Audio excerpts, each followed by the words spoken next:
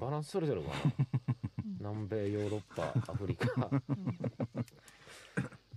ょっ厳しいけどね。デンマークも強いし。よいしょすやせん。でもまあまあ今日5国いないと面白くないからねやっぱりね。薬剤師の薬剤師じゃないや。薬膳マイスターの資格も持ってるでしょ。薬膳も持ってます。なんでどうやって取ったの？それも資料。それなんかユーキャンみたいなのでマジでやりました。それどういう？いいな。ちょっと漢方入れたりするのなんか。でもクコの実っていう赤い体にやつね。なんか美肌とかすごい